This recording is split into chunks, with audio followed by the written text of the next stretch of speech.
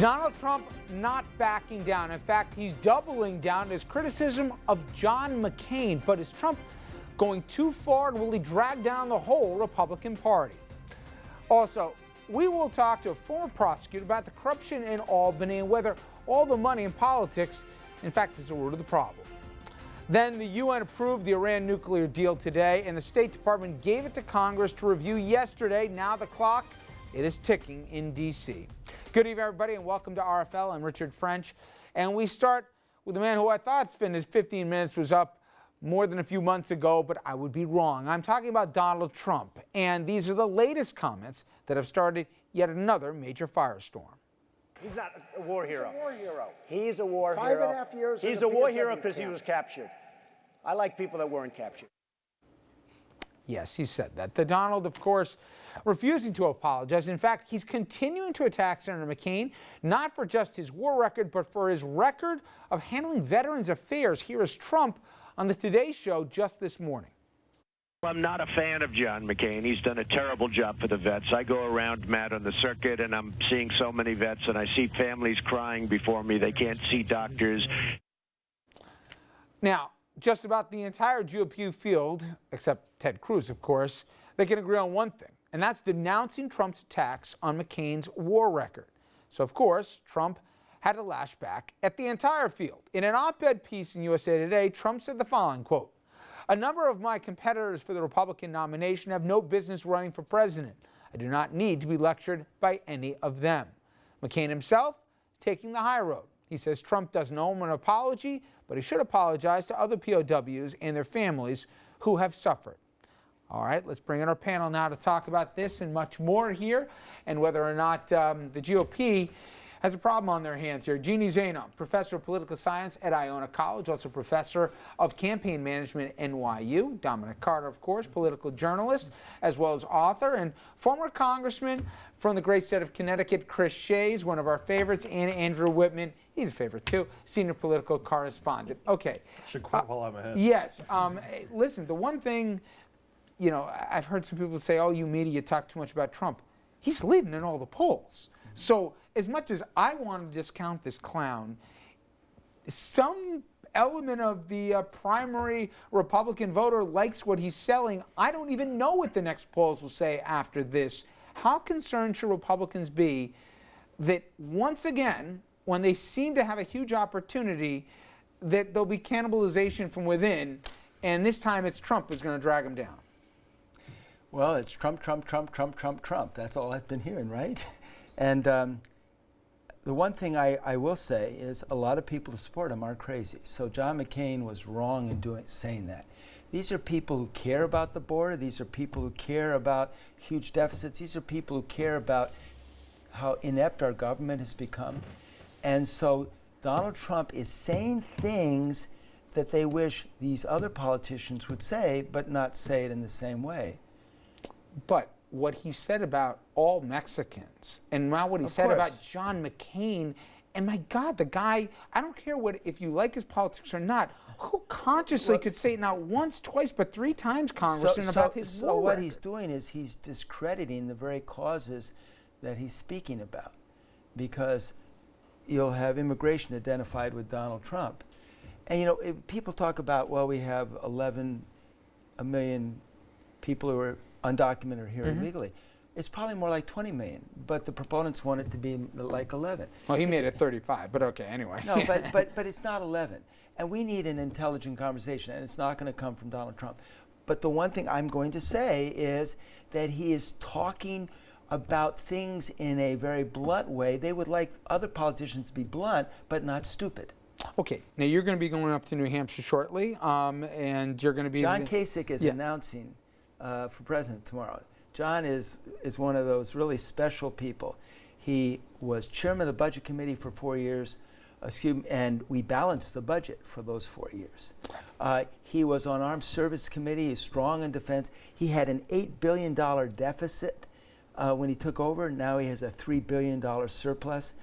And the thing that people will, if they get to see him, will like about him is he doesn't talk like a politician. How worried are you that so much of the oxygen in the room, though, is being sucked up by Trump here, and that even if people... Well, thank goodness it's now and not, 6 months. So you don't think he has staying power? I think that whatever he's doing now is going to reflect on what happens to him, but I think you're going to see a more intelligent debate in the next year. I've heard Andrew, when it comes to Trump, he's crazy, and others say he's crazy like a fox.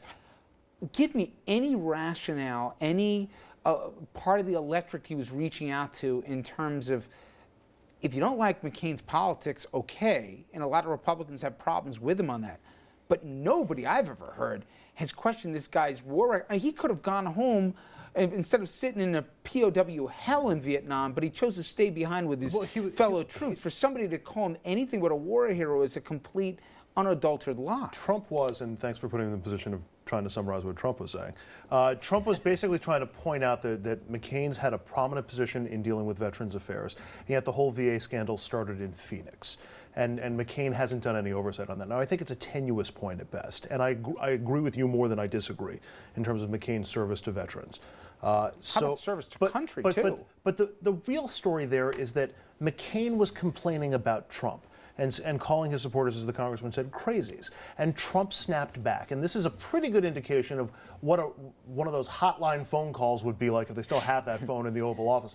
I mean, if there was any lingering doubt about how inane that conversation would be in the middle of an actual crisis, a President Trump would be like, natty, natty, boo-boo, you said this, I'm saying this. I mean, that's basically what this all boiled down to. I also think the congressman made a very astute observation in that the issues that Trump has been spotlighting, especially immigration, may be dead to the Republican Party, at least for a good long time in this primary process. Who's going to want to go there and be in that land that was occupied by Trump in terms of the issue? And it's a big issue for Republicans, and I think they've lost the issue maybe all the way through the general election. Jeannie, we said before the polls, not one, not two, but 3 national polls put him as the front runner, Trump. And while I know it's only July and all that, nonetheless, we're going to have our first Republican debate here in less than a month, and he's going to be on the stage with 9 other Republicans who make this cut, this arbitrary cut. Where would you guess his poll numbers, which are sitting at about 18%, the next time they ask some of those same respondents how they feel about him? Will he be hurt or not by what he just said about McCain? I don't think he'll be hurt, but let's just go back to the polls for a minute. Polls at this point, national polls, are absolute nonsense. You're showing polls within a margin of error of plus or minus 5%. He could be down around 12%. So, they're measuring what? How much airtime people have.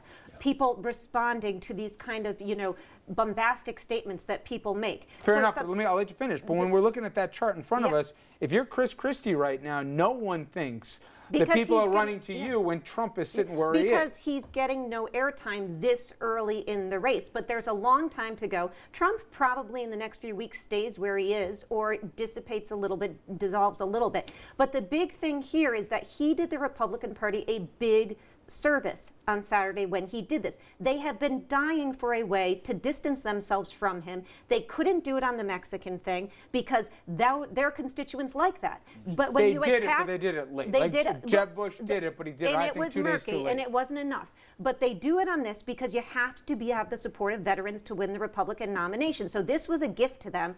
It was not a planned issue that he wanted to talk about. This is a guy who backs himself into these issues. He's speaking off the cuff. He makes these statements. Frank Lund says, is he a war hero? He says no. And off he runs, and then all of a sudden he's focused on veterans issues. Donald Trump has not been focused on veterans issues in this campaign. They were feuding about him calling his supporters crazies. And so that feud had been going on for a week. He's backing himself into these and then trying to tread his way out. It's really going to be hard for him to do this with the Republican Party attacking him. Because let's not forget, you're asking the Republican Party to nominate you for president. The Republican Party has to support and like you. They don't. He has no chance in heck of getting this nomination. Should other it's Republicans done. have distanced themselves from Trump sooner on the immigration They issue? couldn't because why they not? can't because they're worried to death he runs as an independent and splits their vote. So they can't do that, and they don't want to attack him because he'll attack back. So it's a problem. And the absurd thing is he's attacked every Republican. So I don't like him for what he said about John McCain. There are people who like the Texas governor, and they don't like him for what he said about the Texas governor. He attacks anyone who questions him. and he's going to go to Washington, D.C. as president and work with John McCain and everybody else in the Republican Party he's attacked in Congress. It's nonsensical. You don't attack your own fellow Republicans. It doesn't make any sense. Okay. So you've been arguing with me for a while that you discount Donald Trump at your own peril, that this guy's more. There's no, you cannot stand by that there's any rhyme or reason to what he's doing. I stand by that even more tonight. But What he define did. what you mean, okay, well, what he did, what Mr. Trump did with Senator McCain, is a major step in the wrong direction. And as the professor pointed out, he's not going to make any friends with the Republican elected base. Notice I said elected base. The more that what he did was despicable, but the more that panels like this criticize Trump, the more it's going to play well with the base. Even on McCain, they may not like what he said completely, but there is a part of the Republican base that looks at McCain and they say, well, you know, yeah, he ran a horrible race against Obama. Don't get me wrong, he is an American war hero, and he deserves that. You worked with him, Congressman, but I'm telling you, don't sleep on Trump. So you think his numbers hold, if not go up? His numbers are definitely going to go up. And here's why I tell you why. I want you to think about this for a second. I'm getting ready to move to Canada. Go Okay, ahead. Yeah. I may join you in Canada. But, never mind. Yes, please, go ahead. But I knew exactly where he was going. yeah. Okay, but I want you all to think about this. When's the last time the Today Show had somebody on the air on the phone? That shows you the popularity. He's red hot. We love to attack him, but every media organization wants an interview, right, with Donald Trump. Free media, too. Yep. Free media. His numbers are going to go up. Watch. Well, we go to, I don't know what you call Trump, but we then move to the notorious Things Are Grim for Congressman Michael Grimm.